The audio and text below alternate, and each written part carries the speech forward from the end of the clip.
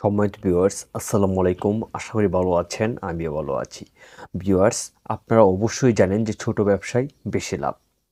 মনে করেন ৫-১০ হাজার টাকা পুঁজি দিয়ে কিন্তু আপনি পার ডে ১,০০০ টাকা ইনকাম করারও কিন্তু ব্যবসা রয়েছে। তবে যদি মনে করেন যে আমি ৫-১০ হাজার টাকা ইনভেস্ট করে একটা এসি রুমে বসি, একটা ভালো ভিআইপি চেয়ারে বসে ব্যবসা করব, তাহলে তো সেটা সম্ভব না। কারণ একটা চেয়ারের দামই হচ্ছে ২০,০০০ টাকা তার উপরে। তো ভিউয়ার্স, অবশ্যই কিন্তু আসলে ৫-১০ হাজার টাকা ইনভেস্ট করি বা ১৫-২০ হাজার টাকা ইনভেস্ট করে পার ডে ১,০০০ টাকা ইনকাম করারও কিন্তু ব্যবসা রয়েছে। তবে আপনারা দেখা যায় যে আসলে মানে আত্মসম্মান বোধটা কিন্তু মানে ১ম যে বাধাটা হয় সেটা হচ্ছে আত্মসম্মান বোধ। তো সেই আত্মসম্মান বোধটাকে একটু প্যাকেটিং করে বাসায় রেখে তারপর ব্যবসায় নামতে হবে, ছোটো ব্যবসা করতে গেলে। তো যাই হোক, আজকে আমি অল্প পুঁজি দিয়ে মাত্র ১৫-২০ হাজার টাকা পুঁজি দিয়েই যে আপনি পার ডে ১,০০০ টাকা ইনকাম করতে পারেন, এরকম কিছু বিজনেস আইডিয়া আমি আজকে আপনাদের সাথে শেয়ার করব ভিউয়ার্স। কিছু না, মাত্র ২টা বিজনেস আইডিয়া শেয়ার করব।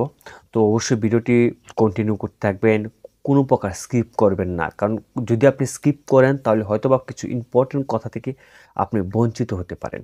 তো ভিউয়ার্স, আশা করি মাত্র এই ৫-৬ মিনিট সময় আপনি ধৈর্য সহকারে ভিডিওটা দেখবেন, কথাগুলো শুনবেন।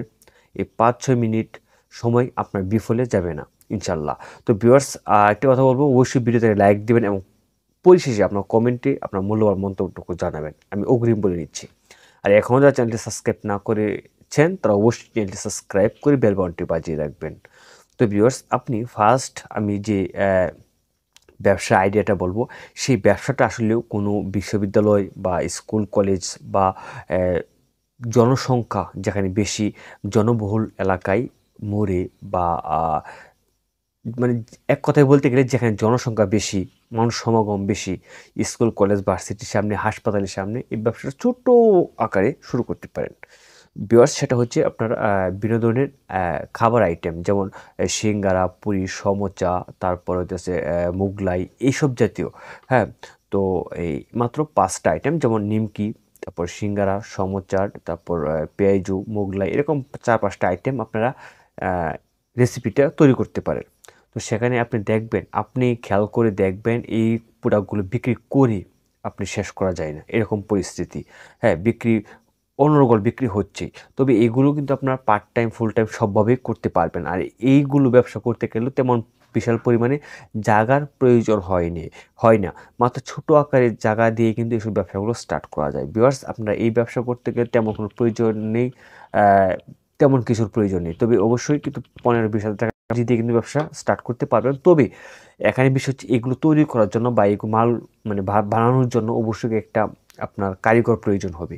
হ্যাঁ, যারা এগুলো কাজ করে বা এই কাজে অভিজ্ঞ সম্পন্ন তাদেরকে প্রয়োজন হবে। তো আপনি চাইলে তাকে মাসিক বেতনভুক্ত হিসাবে রাখতে পারেন বা পার ডে হাজিরা দিয়েও রাখতে পারেন। তো ভিউয়ার্স, আসলেও আপনারা একটা টেবিল দিয়ে কিন্তু একটা টেবিল এবং একটু বাজার যে মানে মালগুলো তৈরি করার জন্য একটা প্লেস হলে কিন্তু এই ব্যবসা শুরু করা যায়। তবে অল্প পুঁজি দিয়ে কিন্তু এই ব্যবসা শুরু করা যায়। আপনি দেখবেন আপনার আশেপাশে এরকম অনেক ব্যবসায়ী রয়েছে, অনেক ব্যবসা করতেছে। আপনি একটু খোঁজখবর বা একটু প্র্যাকটিক্যালি দেখে নেবেন, তাহলে বিষয়টা বুঝে যাবেন। তো ভিউয়ার্স, সেকেন্ড যে ব্যবসার কথা বলব সেটা হচ্ছে আপনার লাইভ বেকারি। লাইভ বেকারি বলতে আসলেও এই ব্যবসাটা সম্পর্কে অনেকেই অপরিচিত।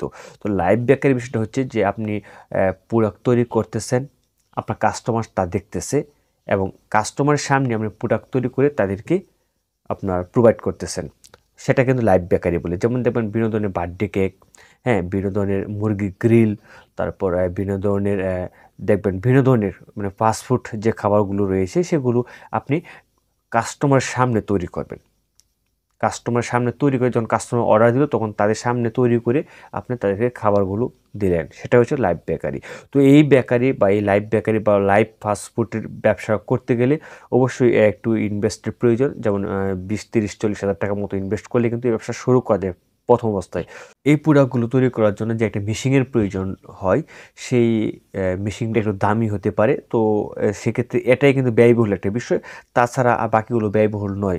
ছোট আকারে আপনি ৫০০, ৳১,০০০ বা ৳১৫০০ র ভিতরে কিন্তু একটা রুম ভাড়া পেয়ে যাবেন এবং ডেকোরেশন করে সুন্দর করে আপনি কাঁচামাল দিয়ে ব্যবসা শুরু করে দিতে পারেন। তো ভিউয়ার্স, আপনারা কিন্তু ২ টা ব্যবসা নিয়ে অবশ্যই একটু রিসার্চ করবেন, একটু গবেষণা করবেন।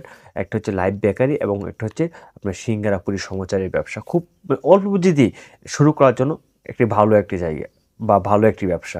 তো ভিউয়ার্স, আমি পরিশেষে আরেকটা কথা বলবো, যারা মনে করেন যে আপনার ৳১,০০,০০০ ইনভেস্ট করার মতো এবিলিটি রয়েছে এবং আপনারা এই ব্যবসা করতে চান না, কিন্তু ব্যবসায় লাভবান হওয়া যায় বা লাভবানের একটি ব্যবসা, এটা মনে, মনে ভাবতেছেন।